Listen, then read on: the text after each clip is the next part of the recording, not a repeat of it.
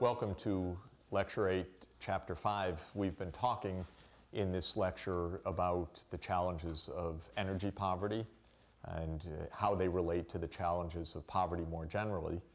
We've also discussed the imperative of combining the fight against poverty and the fight against uncontrolled climate change. These can't be put in chronological sequence or prioritized, that fighting poverty comes first and climate change comes later, because as I emphasized in the previous chapter, if climate change runs out of control, if we continue with the business as usual path, our hopes of even basic food security, much less an escape from poverty, are going to be dashed. I've emphasized, therefore, the importance of putting the poverty agenda within a context more generally of sustainable development. Fighting poverty is part of the larger cause of sustainable development. And in this chapter, I want to put it the other way, that fighting climate change also is part of that larger effort. To have success in 2015 in COP21 in Paris, we're going to need success at the United Nations in September 2015 in adopting a set of Sustainable Development Goals, or SDGs, which will frame exactly that holistic approach in which fighting poverty, fighting for social inclusion of women and minorities and the poor, and fighting against uncontrolled climate change are all combined into an integrated and holistic framework. 2015 is indeed a period of extraordinarily interesting and complex negotiations. Remember, you're going to be a delegate to the climate negotiations in the global online negotiation that will take place at the beginning of 2015. But let's note that there are three big negotiations that need to be completed successfully in 2015, and each plays off of the other and depends on the success of the others. Paris, we know, comes at the end of the year.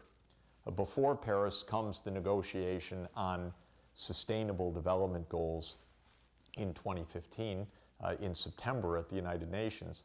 And even before that, in July 2015, will come the first major summit diplomatically for next year, and that is the Conference on Financing for Sustainable Development, which will take place in July in Addis Ababa, Ethiopia.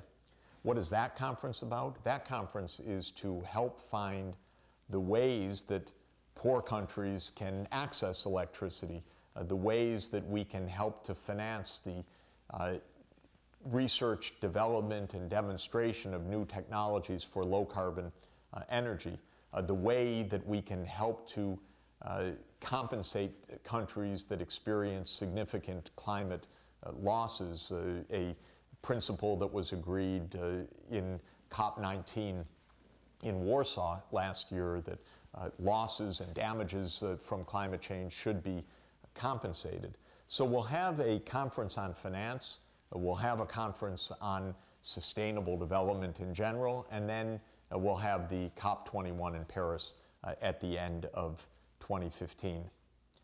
I'm excited about sustainable development being the overarching framework. I think this is right. And I think that it is a proper intellectual framing of our interconnected challenges, but also a proper framing from the point of finding a way through the complexity that confronts us now. Of course, the idea of sustainable development has been around for a quarter century, and I'm delighted to have an online course available for your viewing pleasure, The Age of Sustainable Development, to look at this concept in more detail. But here in Chapter 5 of Lecture 8, I want to stress how the framing of sustainable development will help to shape the climate and energy discussions in the coming year, and then, of course, in the years beyond. Back in 2012, at the 20th anniversary of the Rio Earth Summit, remember that the Earth Summit is where the UN Framework Convention on Climate Change was first adopted. On the 20th anniversary, the conferees looked at the results of the UNFCCC and of the other two big treaties that had been adopted at Rio, the Convention on Biological Diversity and the UN Convention to Combat Desertification. And they said, these are good documents, we still live by them, but we're not getting the global buy-in, the political will, the public energy and commitment that's needed really to implement these three treaties. And they looked at the quite different process of the Millennium Development Goals, which are not legally binding, they're not a treaty.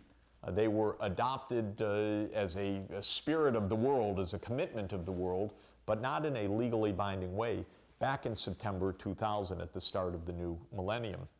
So in 2012, the conferees at the 20th anniversary of the Earth Summit said, those MDGs they're working. They're drawing the world's attention to the plight of extreme poverty and to the ways that we can address and solve and overcome extreme poverty. Why don't we use a similar mechanism, not to replace the Framework Convention on Climate Change, not to undermine the treaties, but to complement the treaties by helping to bring the challenges of sustainable development more generally to the world's attention. And they called on the UN General Assembly to adopt a concise set of sustainable development goals that would cover the three main dimensions of sustainable development: fighting poverty and promoting economic development, dimension one, promoting social inclusion of women and minorities, especially, and ensuring the human rights of all individuals of access to public services as number two, and environmental sustainability, of which controlling climate change is by far the most urgent, as number three. And those three dimensions of sustainable development, they noted back in 2012, need to be girded by a fourth crucial dimension, and that is good governance and global partnership. So in that spirit, the 2012 20th anniversary of the Rio Earth Summit passed the baton to the UN General Assembly and said, come up with a concise set of sustainable development goals that will incorporate the fight against poverty, the fight against climate change, and the other crucial aspects of sustainable development. I'm happy to say that the UN General Assembly took this challenge on fully and has now been in 2 years of intensive analysis and negotiation about the Sustainable Development Goals. And there is an increasingly strong chance indeed that a concise set of SDGs will be adopted in September 2015, just a few months ahead of the Paris COP21. For a while it was thought, this could conflict, this could make things complicated. But I think by now the governments understand that the two processes are complementary, they're not contradictory. And climate change will be part of both the Sustainable Development Goals and the COP21. Not that one will negotiate different targets and different ambitions, but rather within the sustainable development context, the world will reconfirm its commitment to the Framework Convention and to the decisions that are to be taken in Paris to ensure that in the 15 years between 2016 and 2030, in which these new sustainable development goals are the world's guideposts, climate change will be one of the headlines of that new global commitment. So we are now in the middle of the process of adopting sustainable development goals, and I think the process is working well. for exactly the themes that I've been discussing in this 8th lecture. Recently, the working group of the General Assembly has put out a provisional list of some of these Sustainable Development Goals. And while I won't go through the whole list, I want to highlight some of the main conclusions of the 2 years of negotiation that have been underway. First, there is general agreement that goal number 1 of the SDGs, SDG number 1, will be end poverty in all its forms by the year 2030. And specifically, in terms of measurement, what this means is that the World Bank's poverty line, which is $1.25 per person per day for extreme poverty, that using that line, we should be able to get to near zero in terms of the proportions of households still stuck below poverty from the roughly 1 billion people today under the World Bank poverty line to near zero. But helpfully, as with the Millennium Development Goals, these Sustainable Development Goals will define ending extreme poverty not only in income terms, but in many other forms as well. In terms of food security, health security, schooling for children, access to safe water and sanitation, access to modern energy services. These will all be part of the commitment to ensure that everybody's basic needs are met by the world economy as of 2030, whether through markets or whether through government or other kinds of social help. The basic needs of everybody should be met and achieved by the year 2030.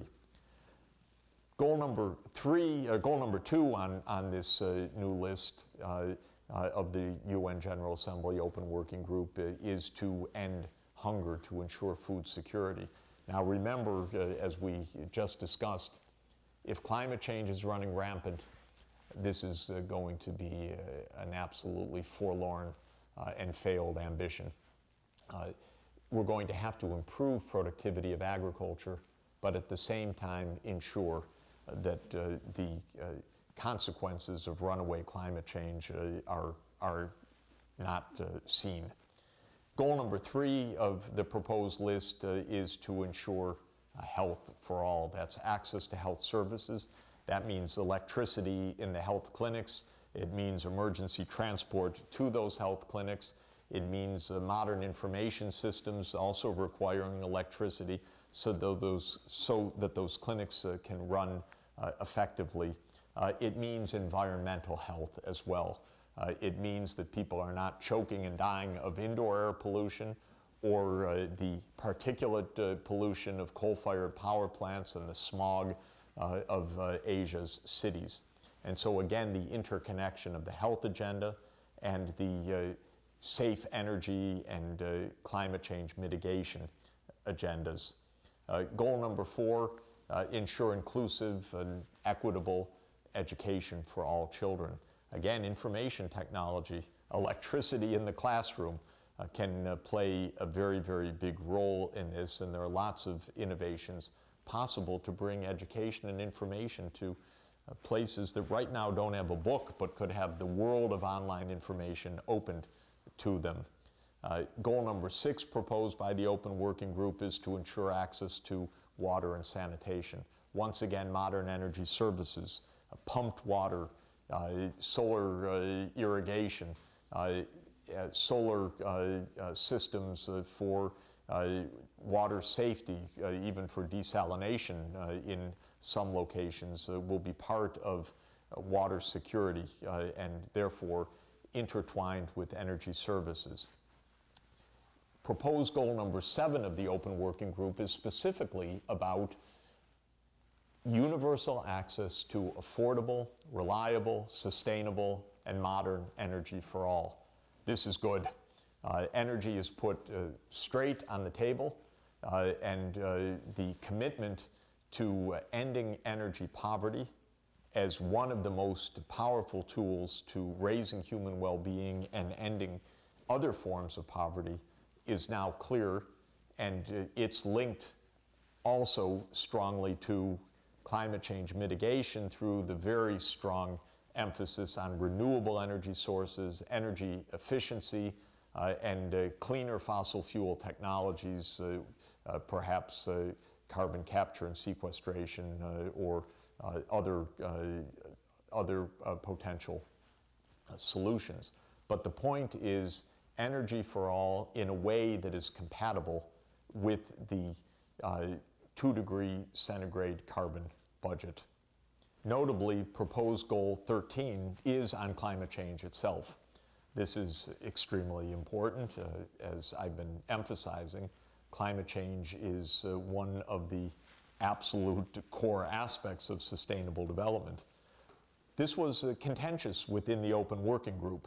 For a while, many governments said, don't put in a separate goal on climate change because we have the climate change negotiations that will come just after the Sustainable Development Goals are adopted.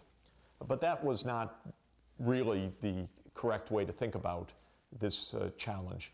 The Sustainable Development Goals will apply for a 15-year period for the years 2016 to 2030. Therefore, during that whole period, the signal, the message must go out to the whole world that to achieve sustainable development, we need to achieve climate change mitigation. We need to honor the 2-degree centigrade goal. And the governments came to understand that the Sustainable Development Goals are not the place to negotiate the climate change details. There'll be enough negotiations under the UN Framework Convention on Climate Change, thank you, during 2015, not to confuse the negotiations with yet another venue. But the governments did come to understand that, of course, climate change needs to be a headline within the Sustainable Development Goals, because the Sustainable Development Goals are not legally binding treaties. They're not the UNFCCC substitute. They are the guideposts. They're the compass for the world. And climate change must be there to remind the world every day that to achieve sustainable development, we must achieve climate change control.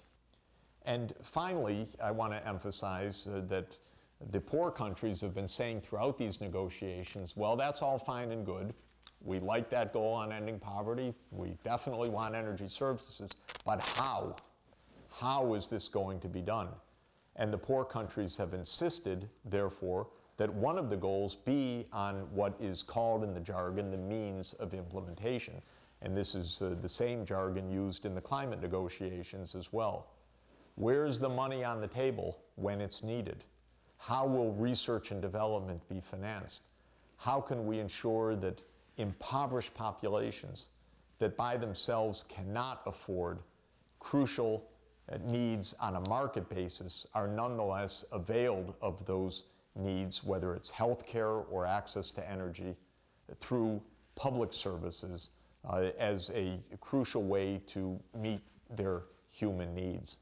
And so the commitment needs to be made together with the broad aspirations that the ways to actually achieve those goals is found in terms of financing, in terms of requisite technology, in terms of building local capacities and expertise and education of the next generation of sustainable development leaders, of trade policies that facilitate these solutions, of the partnerships that are needed, and of systems of data monitoring and feedback to make sure that we stay on track, and when we get off track, the alarm bells go off to say we're not achieving the goals that we have set ourselves. We have to push back onto that path. And these are the same means of implementation that will be needed in Paris in December 2015. It will be one thing to state goals. It will be another thing to lay out pathways on how to achieve the goals. But then there will have to be clarity about how those goals, those aspirations, those pathways can actually be achieved, and issues of finance, trade, monitoring will be front and center on the climate negotiations, just as they are on the Sustainable Development Goal negotiations. Finally, let me talk about the means of implementation specifically on energy for the poor. One thing is clear from the experience of bringing healthcare to all that has been very successful during the Millennium Development Goal period. For the poorest of the poor, we need to give a bit of help. For people who have nothing, asking them to buy the energy services that they need or the health care is a route to failure. We need to recognize that for the poorest people in the world, an added hand up, a helping hand to achieve these goals is vital. In the case of healthcare, a big innovation was to create the Global Fund to fight AIDS, TB, and malaria back in 2002. That provided some of the financing to ensure that even impoverished populations could gain access to life-saving health technologies. I believe that we need a similar global fund for energy for all. The idea that this will come only through market forces could be right for even 6/7 of the world's population, but for the poorest of the poor, we're going to need to do more. We also know in the context of climate change mitigation, but also in the context of overcoming energy poverty, that research and development is crucial. And research and development intrinsically is both a public and a private initiative. For some of those breakthroughs in off-grid or microgrid energy, or in tapping geothermal power, or in new forms of mobilizing solar power for irrigation and so on. Research and development can lead to significant advances, and this needs to be on the list of the to-dos to end energy poverty. We know that we're going to need large-scale investment, $50 or $60 billion, for example, for Inga Falls. That's not going to come out of public money. That is going to come out of pension funds, sovereign wealth funds, insurance company funds. And so we are going to need institutional cooperation to channel private sector funds, perhaps with some public guarantees or some public insurance or some public sector participation, in order to be able to fund the large-scale solar grids of West Africa, or the large-scale hydro power grids of Central Africa, or the large-scale natural gas networks that could power East Africa in the coming decades. And finally, we know that all of these efforts require both the market forces, companies out for a profit, companies out to look for new innovation through market-driven incentives, as well as the cooperation of government and civil society, guided by these broad global goals. In other words, projects like Inga Falls, or projects like overcoming extreme energy poverty in Africa, are complex tasks that require a considerable amount of project design, a high degree of cooperation across every major stakeholder group, from the local communities, the national governments, the African Union, the international private sector, international financial institutions, and the UN agencies. It's a hard job. That cooperation is vital for success. It's at the heart of the call to end energy poverty. It's at the very heart of the challenge of sustainable development itself.